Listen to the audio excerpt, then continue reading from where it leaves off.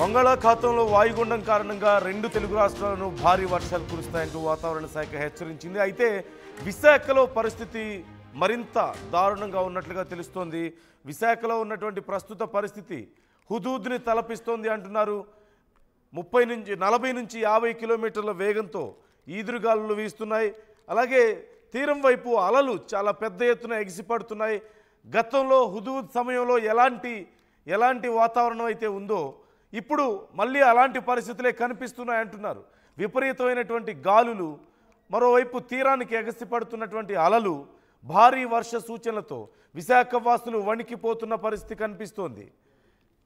ఈ నేపథ్యంలో మరొకసారి గతంలో హుదూద్ లాంటి పరిస్థితులు మళ్ళీ కనిపిస్తున్నాయని, ఏం జరుగుతుందో అన్న భయంలో ప్రజలు ఉన్నారు. ఈ నేపథ్యంలో అసలు అక్కడ పరిస్థితి ఎలా ఉందో తెలుసుకుందాం. ఎందుకు ఇంత భయపడాల్సిన పరిస్థితి అవుతుంది? వర్షాలు మనం రెగ్యులర్గా చూస్తున్నాం, కానీ ఇప్పుడు ఉన్నటువంటి పరిస్థితులు మాత్రం కొంత భిన్నంగా ఉన్నట్లు కనిపిస్తోంది. శివరామకృష్ణ జాయిన్ అవుతున్నారు మా ప్రతినిధి. శివరామకృష్ణ, ప్రజెంట్ అక్కడ కండిషన్ ఏంటి? ఎందుకని మళ్ళీ హుదూద్ని ఒకసారి తలుచుకోవాల్సిన పరిస్థితి వస్తుంది? నందు, ఈ రోజు ఉదయం అయితే ఈ పశ్చిమ మధ్య బంగాళాఖాతంలో ఏర్పడిన తీవ్ర అల్పపీడన ప్రభావం బుధవారం నిన్నటి నుంచి వాయుగుండంగా అయితే పలబడింది. అయితే ప్రధానంగా ఈ రోజు 10-10:30 ప్రాంతంలో అయితే హుదూద్ని తలపించే విధంగా అయితే మొత్తం ఈదురుగాలు 40 నుంచి 50 కిలోమీటర్ల వేగంగా అయితే ఈ ఈదురుగాలు అయితే విస్తారంగా వీచే ఒక అరగంట సేపు మొత్తం భయాందోళన అయితే కురిపించింది. మళ్ళీ హుదూద్ని తలపించే విధంగా అయితే మొత్తం కొబ్బరి చెట్లు ఈ పక్క నుంచి ఆ పక్కకు మొత్తం గాలికి ఊగిపోయే పరిస్థితి అయితే ఏర్పడింది.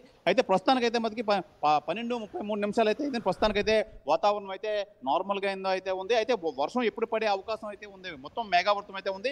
అయితే రాష్ట్రంలో వివిధ జిల్లాలకు వాయుగుండం ముప్పు పొంచి ఉందని చెప్పి వాతావరణ శాఖ అయితే వెల్లడించారు. అయితే పశ్చిమ మధ్య బంగాళాఖాతంలో ఏర్పడిన తీవ్ర అల్పపీడనం బుధవారం ఉదయం వాయుగుండంగా బలపడింది.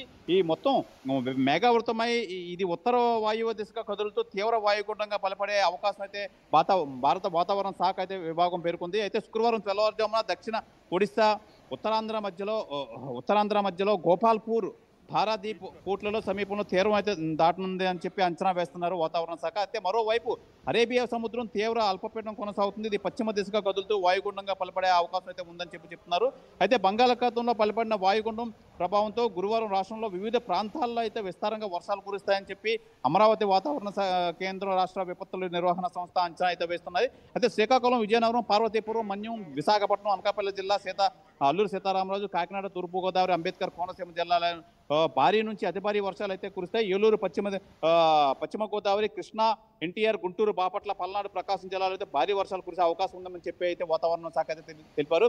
అయితే ప్రస్తుతం నందు ఈ వాతావరణం పరిస్థితి చూస్తే మటుకు నిజంగా ఇది చాలా తీవ్ర రూపం దాల్చే విధంగా అయితే ఉంది. మొత్తం అంతా ఒక అరగంట అయితే మొత్తం భయాందోళన అయితే గురి చేస్తుంది విశాఖవాసులను. మొత్తం ఎదురుగాలతో హుదూద్ అప్పుడు ఏ విధంగా అయితే గాలిలో అయితే వీచి ఆ విధంగా అయితే వీచింది. అయితే ప్రస్తుతానికి అయితే మనకి అంత తీవ్రత లేకపోయినా సరే గాలిలో ఒక మోస్తారకు అయితే ఉంది. మొత్తం అంతా మేఘావృతం అయితే ఉంది.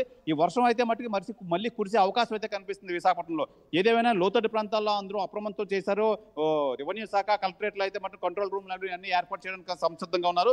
అయితే డిజాస్టర్ మేనేజ్మెంట్ హోంశాఖ మంత్రి అనితే మొత్తం అధికారులందరికీ ఆదేశాలు ఇచ్చారు. ఈ వాతావరణ మార్పుల నేపథ్యంలో మొత్తం అందరూ అప్రమత్తంగా ఉండాలి. లోతట్టు ప్రాంతాల్లో ఉన్న వాళ్ళందరినీ సురక్షిత ప్రాంతాలకైతే తరలించాలని చెప్పి అధికారులకైతే సూచన చేశారు. అధికారులంతా అప్రమత్తంగా అయితే ఉన్నారు. మొత్తానికైతే వాతావరణం అయితే మటుకి ఏ నిమిషాన్ని వర్షం ఏ విధంగా పడుతుందని చెప్పి అంతా విశాఖ వాసులు అయితే భయాందోళనలో ఉన్నారు నందు.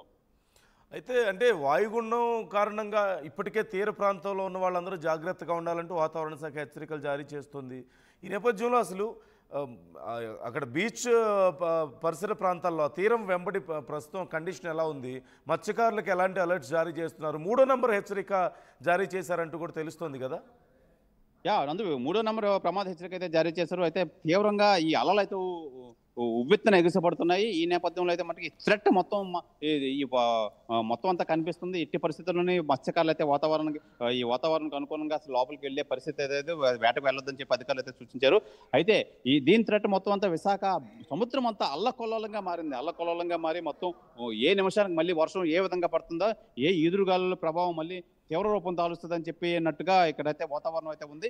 ఏదైనా అధికారులు అయితే మట్టికి మొత్తం అంతగా సంసిద్ధంగా ఉన్నాం. ఎట్టి పరిస్థితుల్లో ఏ పరిస్థితుల్లో ఏ విపత్తు ఏదొచ్చినా మేము ఎదుర్కోవడానికి సంసిద్ధంగా ఉన్నామని చెప్పి రెవెన్యూ